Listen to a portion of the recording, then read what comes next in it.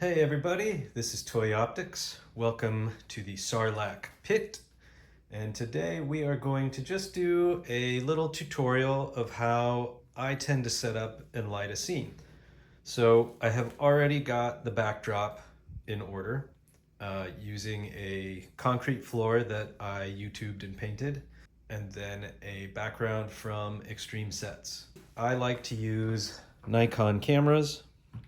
That has always been my preference ever since I started doing photography 30 plus years ago. But everybody makes a great camera. Fuji, Canon, whoever floats your boat. Your cell phone, if that's what you got, the best camera you have is the one you have on you. Sometimes that's your cell phone. Let's kind of just get started as to how I like to get into this. So as you can see, I picked my background. We're gonna do another Street Fighter photo, and we're just gonna set some mood. We have these bags of scale model leaves, some yellow and some red. Thank you very much. Shout out to @InstaLeanne, another toy photographer, a really awesome one, who gave me the skinny on where to get these. And we're just gonna start kind of like you're salting the chicken. But with this color, we'll kind of go as if it was like fall time. So we'll mix in a little bit of the red and the gold. As you can see, I'm taking this photograph during the day. Clearly see daylight coming in through my window. I generally like to take photographs at night. One, it's easier because everybody else is asleep in bed and I have full autonomy of my tiny ass kitchen. And two, when it's dark out, I don't have to worry about any outside interference, any bogus light spill, whatever. I'm in complete control of the light. But this is going to be a daytime photo, and so even if there is a little bit of spill, it's not going to kill me. You can already see where the shadows and everything lie, that I don't really have anything hitting the diorama itself, so I will still have control over that. But I'm going to turn my interior lights on because it makes it easier to set up and see what I'm going to do. So to start, we've set the mood, we've put out the leaves, we have the background. So now let's start filling in our figures. We'll get to the lighting last. I want to have a little fun with this shot, and since it is a Street Fighter shot, Street Fighter does know, or has been known, to have cars in the background somewhere. So we're just going to take my vamp and we're just going to kind of stick it right here. Now that we have that in place, we're going to take the stars of this photo, the all new Cammy figure with Dhalism. We're going to place her or them. You know, some of this will change once the camera and the lens get into the shot, but that kind of gives me a rough estimate of where I want them to be. So here we just want to populate our world. Because it's Street Fighter, obviously we want Street Fighter characters to be more in the foreground, more up front, more noticeable, visible, and other characters more in the background. Maybe we want M. Bison kind of hiding in the background a little bit, sort of like I had him in my other Street Fighter shot. Then we've got a couple more characters that we'll use to fill in once we know what our frame is. So next you're just going to see me playing around, trying to find what a good frame is going to be. I shoot a lot of these on a 100mm macro, an older vintage lens, but I think for this one I want to be able to get in a little closer and a little wider. We'll see how that feels. All right, so now let's start filling in the background a little more. I don't know if I'm digging some of this because we've got clashing colors. We've got a lot of red on red with Ken and M. Bison right there. So maybe we swap Ken and Chun-Li. We're gonna kind of lose a little bit of Logan's face, but that's all right. Just want this to feel more crowded than it is with bodies. All right, pay no mind to the settings because those are not locked in yet, but this is sort of our basic frame, what we're going to be working with as we now begin to light this. So now let's start trying to light this sucker. So since we want daylight for this, I'm going to take this up to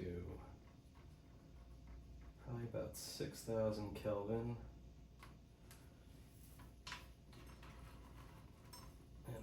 Open up my barn doors.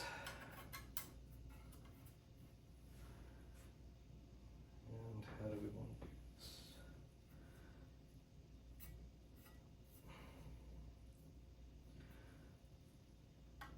Really, I just want to get like a splash hit of light, kind of like a slash or a spot coming down.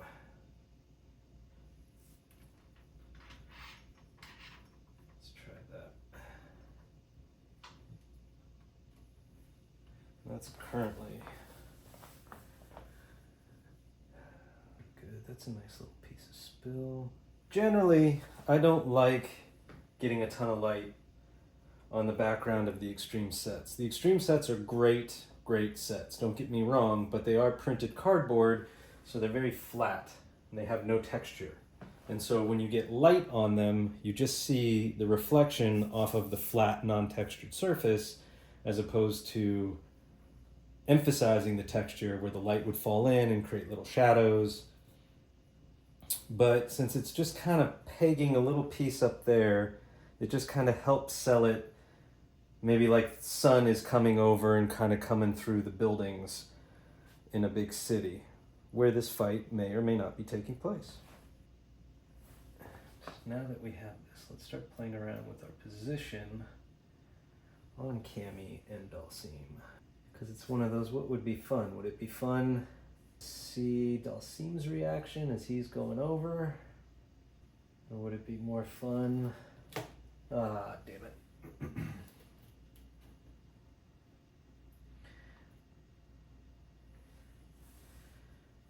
To see Cammy, she's flinging him. And I think I like this angle. Bring her up a little bit more. We'll try taking a shot of both later on and see how that looks. For now, we'll get that in there. We're gonna cut this light down. It was at 100%. We're gonna take it down to about 40%. Okay, now, since I have the top lights on in my place, I'm gonna turn them off so we can start seeing how things are gonna look. Let's take the Light Panel Pro, and I have a honeycomb for it. I'm gonna slide that on. What that's gonna do is help keep the light directional without as much spill off to the side. But I am still gonna have to shape that. So let's bring this out a little wider and higher. You can see what I do when I do. Let's turn this on. Bring this up to daylight. All right, see how I'm trying to pan the light just a little bit so I can get my guys, but I don't want a ton of spill on this background. I have something that we use in the film world or the photography world called photo black tape, which basically means there's no light leaking through this. I'm going to use this to help shape the light, keep it off that back wall. So now this just brings in a little push, little back edging out over here. So in here I'm going to take my regular light panel. We're already on daylight for that. So that's pretty good. So now we've got like some nice edge lights going on. I feel like our top light, our daylight's still just a little heavy. And now let's play with diffusion. Which helps kind of spread the light out a little bit. I don't like that. I like the hard light. But I'm curious if I can't get the diffused light where I want it. This may also be too heavy. This is 216. This is a little bit lighter. It's kind of like an opal. Yeah, it takes that edge off just a little bit. So take that off right there. So we have all this. We've got our backlight essentially. Top light, backlight, coming in, cutting everybody out. So now we want to focus on our guys right here. And for that, I like bounce. It's very subtle. I don't know if you'll be able to see it on the camera. So if you just look at Cammy,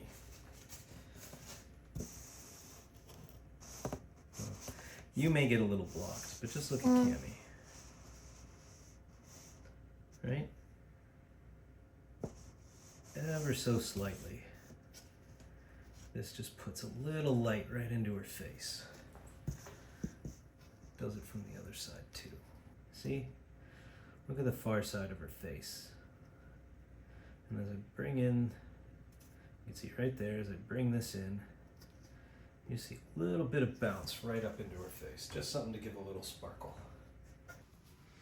Alright, so now comes some tricky fun. I may need to back these up a little bit more. So I'm going to go vertical because I don't want a ton of spillage. Lumecube with some barn doors. Come over here. And we're going to bounce the light. Look at that. So again, look at the far side, this side, the shadow side of Cammy's face. Now you can see, since I'm bouncing a direct light source on it, you can see what that does. So we're going to play with that. But I want this to hit here more than here. So you'll notice as I open and close where the direction is hitting from. Alright, so now we are kind of there. We're going to take a test shot. So I'm just going to bring you in real quick. If you want to try and see what my settings are. I am at the lowest possible ISO I can get, which does affect and crush. It affects highlights and shadows. That's a lesson for another time. But I'm going to be shooting at 1/3 of a shutter. So not really a super long shutter. I tend to do more timed exposures with these, but we'll see. We'll see how this first one goes. I might switch out, use an ND filter, and get my shutter back. And then I'm at about an aperture of about a 2/8/4 split. And yeah, we'll see what this gives us. Okay, so I've decided I want to go and put some ND on this. So I'm going to put, I have a filter adapter because I have one size of ND and lenses have different size threads on the front. So this allows me to adapt a 77mm down to whatever this one is, 65. And so then I have a 4-stop ND. We're just going to put that on there.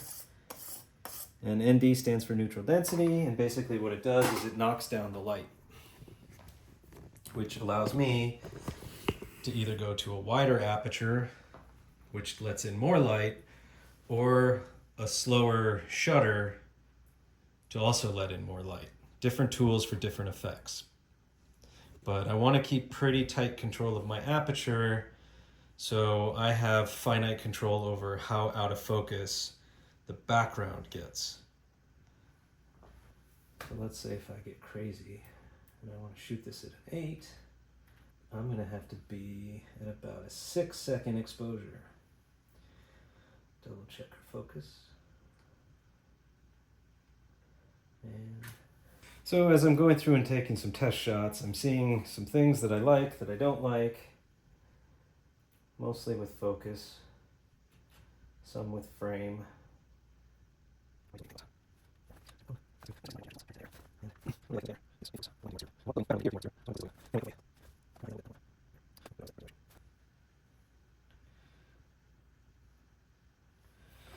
I'm going to put him there because he's going to cover the little light stand. But now it looks like there's a hand coming out of Logan's butt, the foreground Logan's butt. We don't want that either. Now that fills that in. I think we're ready for another test. I think we're getting close. All right, one last regular shot. And just so you guys can see, So it looks like my final settings are I have a 4-stop ND on the front of the lens, and I've dropped my f-stop to a 6.3, so it's almost like a 5/6/8 split, or 5/6 2/3, somewhere in there. And I'm at a 5-second shutter. So I stop down to let less light in, and with the aperture, making the aperture smaller helps me have slightly deeper focus. So the background won't be as blurry as it was, so you can kind of make out some of the guys in the background and not just have a big blur together. And then using the neutral density filter on the front of the lens made it even darker, which then allowed me to adjust my shutter speed and slow that down to 5 seconds to allow much more light in so that I have a good exposure. Another benefit from that is a lot less noise, grain in the image. But now that we have this, I'm actually going to put the camera on a shutter delay of 5 seconds. So that means the shutter will not release until 5 seconds after I've pushed the button, because now I'm going to use everyone's favorite, some aerosol atmosphere.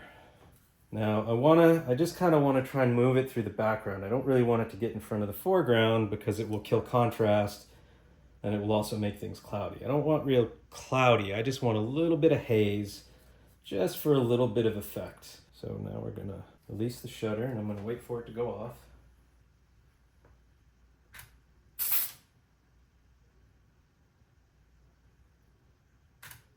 And we're just going to see what that did for us. And I don't know if I love it or not, but we're going to try it again. Alright,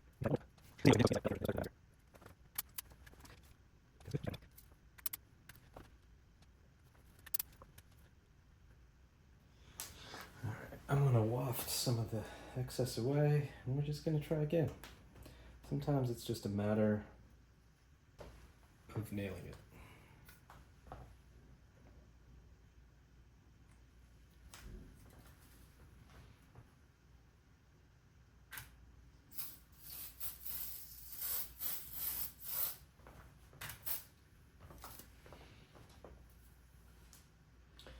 Ooh.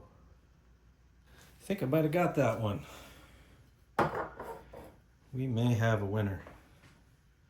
So just to recap, here is our overall scene setup with our backlights, our edge lights, our bounce fills for our key and our shadow. And here is just another quick shot from my viewfinder with a 5-second exposure at a 5/6/8 split at the lowest ISO possible. Here is just a quick lineup from a similar angle done with my iPhone 15 Pro, just to show you quality differences, depth of field differences. And here is our final shot from my camera with full post-processing. If you have managed to stick with me this long, I greatly appreciate it. I hope you found something worthwhile and educational from this. Please leave any suggestions or comments down below. I take them to heart and will try and improve this as I get better and go along.